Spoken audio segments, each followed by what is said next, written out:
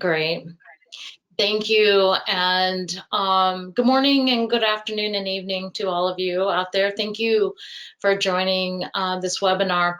My name is Lori Priller, and as you can see on my, um, uh, if you will, my introduction slide, I've been working with the SAFE framework for several years and have spent, the better part of my career in IT, working with portfolio of projects. And about 2005, I moved over into more of an agile um, working environment, if you will. The organization that I was with was just experimenting, fell in love with it, saw the value of it. And so I've been working with agile teams and then scaling agility again for several years. As you can see, I've also worked with a lot of different organizations, helping them, and most of these are really from my time using the Scaled Agile framework. So most of this presentation is really going to be about how I use the framework and how we build up that continuous learning culture with a tool sets that come with the Scaled Agile framework. And so that's what we'll be focusing on today. Where and how can you find opportunities to innovate your training and your learning, and then throw those things into a backlog? If they're not in your backlog, you're not going to work on them. And so we'll take a look at how we would do that. So a lot of times organizations really have thrived off of the way that they've built up their cultural presence and their processes and their products. And this has all worked for them in historical reference. But today we have a need to be a lot more agile and nimble. And in doing that, it requires a different way of working, a different way of thinking about how you do your work. We'll hear phrases thrown around about how to be agile and do agile, and all that's great, but we need to make a connection with people. People need to understand what that really means and how it impacts them. And most of that time, it really is through learning and through engaging with new information, new knowledge, and sharing that with others. So the enterprises that are dominating their market space today and going forward are adapting to become more of a learning organization. If you don't make time for the learning and don't create the space and safety and environment for it, it really doesn't just happen organically on its own. So you need to look for ways that you can help encourage that move. So I'm going to step through how we can change the cultures through features that we can prioritize as part of our backlog. We're going to take a look at how we can continuously increase our knowledge in our organization. This is just by investing in our people. We're going to look at the enhancing our competency in our lean enterprise organizations. And this is so we can achieve that business agility. And this is how we invest in our capacity. And then how to do some things that you never were able to do before. Maybe innovation is kind of a new concept or just such a big, broad topic that you're not sure where you need to begin with that. New ways of working. If you are familiar, for those of you that work with the Scaled Agile framework, this is just our diagram of the big picture. But what I really like about this slide is it really shows us the innovation riptide, meaning where is the opportunity for us to create that continuous learning culture. So we know that built into the framework as one of our core competencies, we have the continuous learning culture. And so what does that mean? What are the things that we need to do to achieve that? So a learning organization is offering employees at every level to learn and grow and change and adapt and make sure that they can enable future value delivery in this new way of working. An innovation culture, we too have opportunities to show employees how they are empowered to explore and implement these creative ideas and new ways of working. And as the riptide kind of demonstrates for you with that circular motion, is that we're learning at every level of the organization. And we're also relentlessly improving. So when we find that there's opportunities where we specifically need to learn and grow, We have time and space built in to the way that the framework is organized to do that. And then as a continuous learning culture, we want to make sure that we include but are not limited to individual goals and learning plans that include the language that enables and empowers the employees' growth. We're going to look for ways to improve on personal mastery. So again, if you're looking at the framework and looking at the events and looking at the people and the roles and all the activities that we do, there is opportunity at an individual and a program level to be able to, have that personal mastery or share that vision of what as an organization it would look like if we make some significant changes and who's involved. We look at ways that we can do team learning. The pace of technology innovation is beyond exponential now. So why not create a space, or why not take advantage of the opportunities that we already know that are built into the framework to help us grow in that way? We're going to look at mental models as part of our working together, and how do we think about the way that we do our work? How do we think about our culture? So we're not just building new capabilities and features and building solution sets for our customers, but we're also incorporating into the way that we work a better way of thinking with our system thinking, a way to relentlessly improve. And this also will just naturally start changing our culture when we start thinking about these are really important concepts, the learning and the different ways that we can learn. That's going to help us as a culture embrace these ideas, and we can experiment. So that's also one of those things that we say is built into the framework, and the opportunities to experiment without fear, or if we try new things, what are we learning from those opportunities? How are we pulling that learning back into the way that we work? And we definitely want to encourage individuals as well as teams and programs to keep up with this innovation just by simply taking opportunities to grow in their capabilities. So I've said that we will be able to use one tool that we have, our backlog, for making sure that we prioritize these opportunities to learn.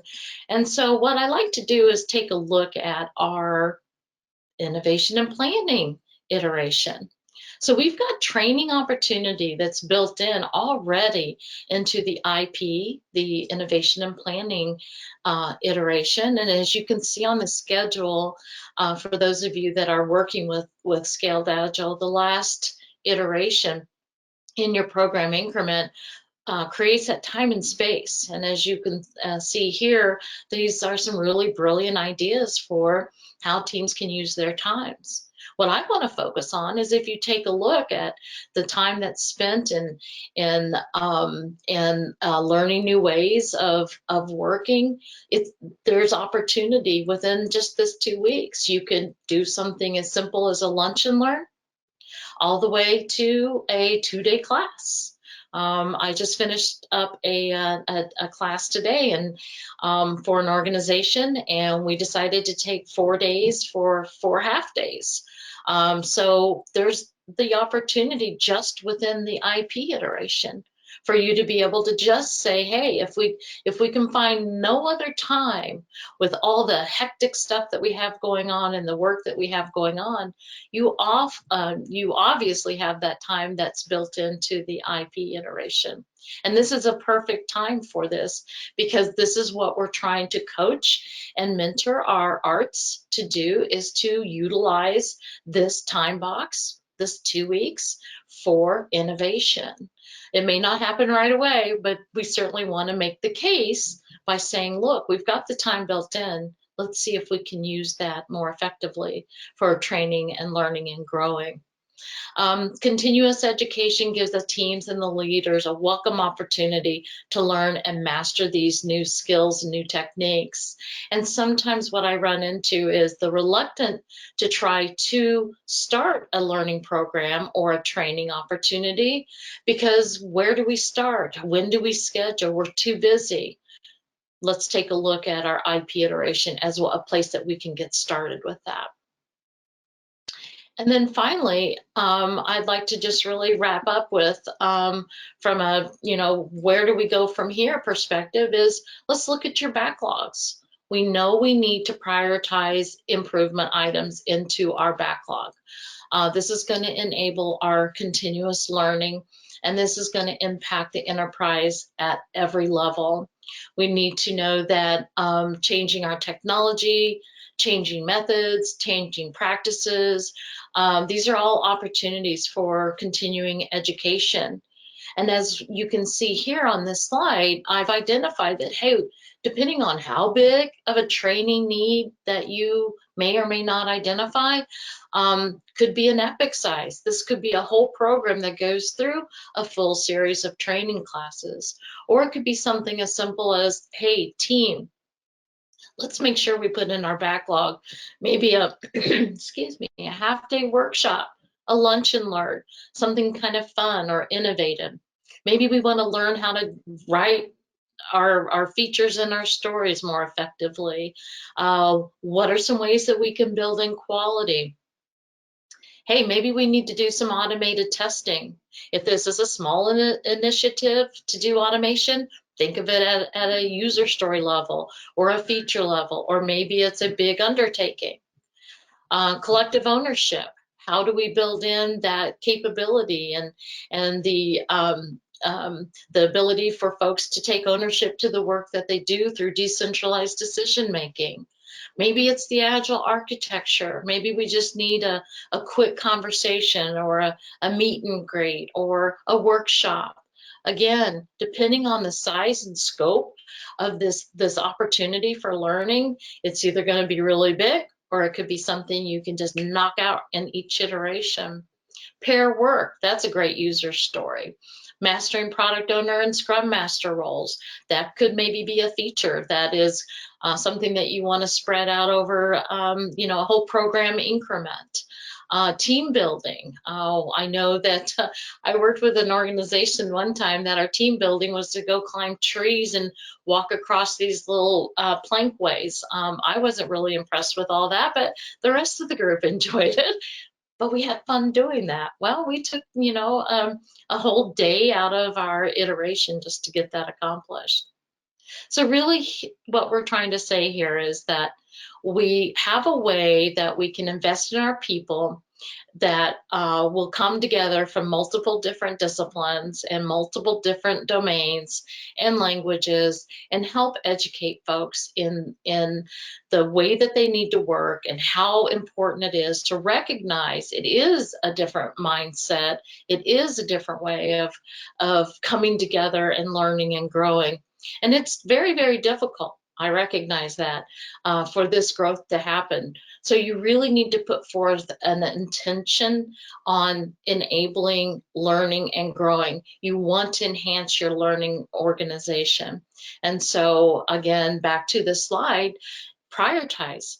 Prioritize those improvement items, throw those in your backlog, have those conversations as a team or as an art or as an individual, that these are important areas for you to learn and grow in. So make them relevant, make it be part of that backlog. We also want to encourage individuals at the enterprise level and as well as a whole. We want to continuously increase our knowledge. We want to continuously enhance our competencies. And all of this helps us grow and learn into a more agile organization. And it also helps us to achieve our business agility. So through this learning, we will become able to do something that maybe we were not able to do in a former environment, or maybe training or learning and growing, or a continuously growing organization with our culture from a learning perspective. And so I wanted to share these slides with you just to give you that visual of from a big picture perspective into how we can plan it, or where we would plan it at, if you want a quick fix in an IP iteration, to then our program backlog, where we really get very specific about where and when and how we're going to bring in some of those training capabilities or learning capabilities. So with that said, I would like to open it up for conversations. Again, we're looking at the big picture. We're looking at when we can implement some of the learning, and then how through our backlog. Yeah, I think from a continue perspective, I'd like to hear, folks, do you feel like your organization is providing you with the time and space to do learning or even doing a training class? Be nice to hear some feedback on that. Anyone from the audience? Come on, audience. Hi, Lonnie. This is Abid. Hi. I work in a Tata Consultancy Services company in India. There are different programs, learning programs that are driven through a corporate level or at a portfolio level as well. Okay. We do join those programs, and it helps us a lot. In a continuous, or take it as a continuous learning culture. Thank you. When you're part of that program, are they allowing for everyone to learn the new ways of working? Yes, they have different programs for that. They ask us to join those programs as per our availability, and we do join those programs. Great. Well, that leads me to a question for the audience too, is that as part of the new way of working, where we're very remote and digital, I can tell you, it's hard to be the trainer on this side of the camera, because I've lost touch with my learners just simply because we can't physically see one another. How are you guys adapting to that? Anyone want to answer that question? Are you able to make training a very important part of your culture, or is this something that you feel like, you know what, it's too hard, we'll learn, we'll figure it out on our own? Don't want to do it virtually. And so then we don't end up prioritizing the training. Is that happening with anyone? So Amanda says that, yes, my organization does offer training opportunities due to the current COVID situations. They've limited these opportunities. That's a very good point. It's not just enough that we are doing our training or maybe getting opportunities to train, but does your organization really embrace this as an opportunity just to improve on the business offerings? So does your HR department support training? Does your boss or your program that you're working with allow you time to do the training? That's one of the first places that we can start, is saying, hey, if my organization is not prone to offer training internally and maybe not pay for our training to do offline, where are we going to get this new way of working understood? How are we going to learn about that? How many of you are concerned about your culture, and what are some things that you think you might be able to do to take back the message to your leaders that training and learning new ways of working is just as important as doing the work? I have a trick question for you guys. How much money do you think you have spent personally, individually, on training last year? Well, that was kind of an odd year, right? Some of us were in lockdown, some of us weren't. But just roughly, I am so curious to know, how much money do you think you've spent out of your own pocket or your company has paid for you to attend training sessions? $500. Was that a 2-day class that you took? And she says she spent it from her pocket. Yes. Yes. Right. And was it to do your job or to work in a safe environment or in an agile environment?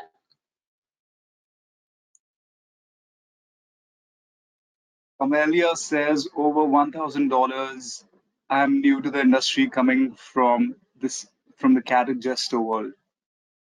And Haripriya says this is for CSM certification. Okay. $500. Okay. All right. So again, you're spending that money to do a job in your organization that they want you to do to help improve their agility and delivering value to their customer, right? So I am a lifelong learner. I will tell you guys, I long time ago made the decision that I'm going to pay for my own training and learning opportunities because I felt a need that as a lifelong learner, that was my responsibility. But I can tell you now that I work with, and in particular with the Scaled Agile framework, I'm looking for opportunities to build in those time or build in that time where we have it allocated. The time is open for these learnings to happen in our IP, our innovation and planning iteration. And I'm looking at opportunities to create a feature or to create a user story and say, go on to training. Here's my user story. Put it in my backlog. And then, having those further conversations with the rest of my team. Hey, how do you guys want to do this? Shall we do this together? So just look for those ways, look for opportunities that you can bring that conversation into your organization. Keep doing what you're doing, learning and growing, but don't just settle for that. Go back to the organization and say, we've got to do this better together. I know I work with a lot of coaches, and coaches are just like everyone else. We go through our series of maturing and experience and knowledge. We can't ever stop. We have to learn and grow with everyone else. So that means, and that implies, that we already know there's going to be a need for continued growth and learning. So don't just settle for the fact that, oh gosh, my team I work with, they're not really skilled up, and so we can't get a lot accomplished. Or my team is really taken off, and I don't know what we're doing because I can't keep up because I'm not sure. Raise your hand.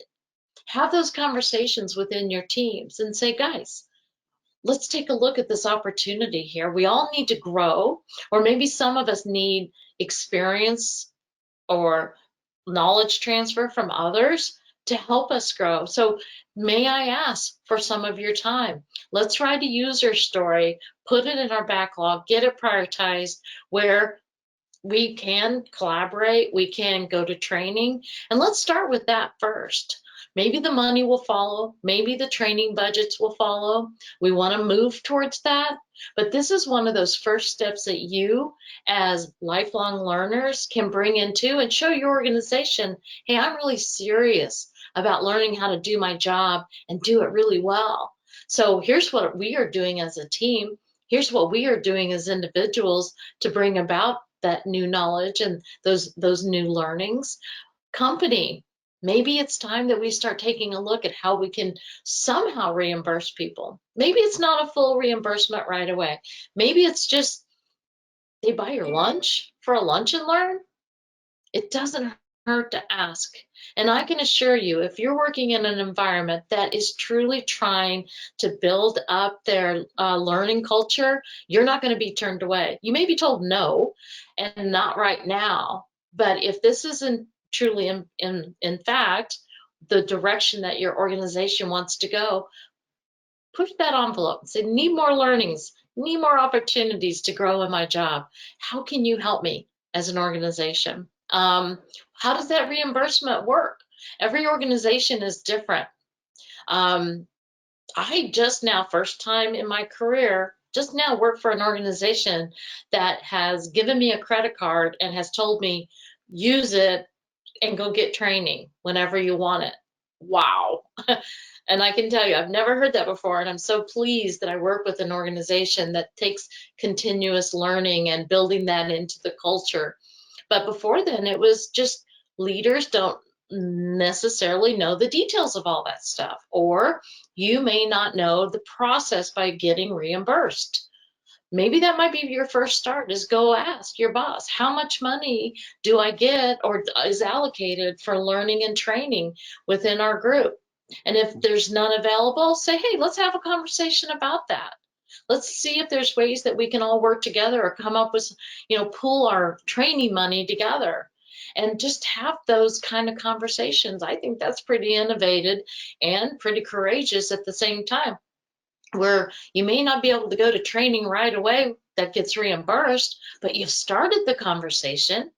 That shows your leaders that you really are serious about your capabilities and growing and learning in that way, that you're taking time out of your activities to explore ways that you can not only be encouraged, but reinforced to learn and grow in your new job. Shows you care. When your organizations respond, shows they care, and it just speaks volumes to that relentless improvement.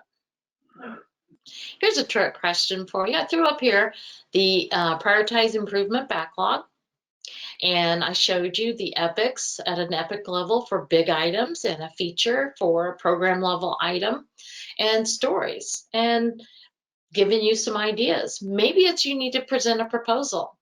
Maybe if it's an epic, something that's very large, a significant improvement initiative, something that's going to require large groups of people to go through training.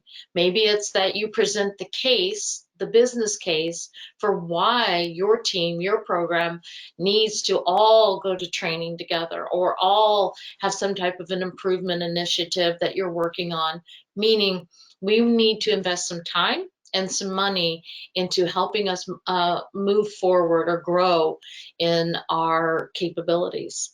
Or maybe the item needs to start within the program with your teams, and maybe your teams or you and other teams need to invest some time or some money in some improvement initiatives. So there would be an opportunity that would fit very nicely into your program, in the case of the Scaled Agile framework, into a value stream, an art within a program increment.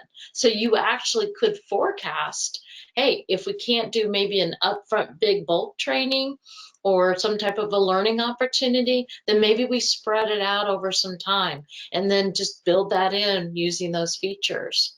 Or there again, if it's a smaller initiative, then just, hey, the team knows that they need to spend a few hours here, or maybe a day going there, or a 2-day training could definitely fit within an iteration. And so present your user story or your feature or your epic with that business value for why you need to invest that time in becoming or in investing in these learning opportunities.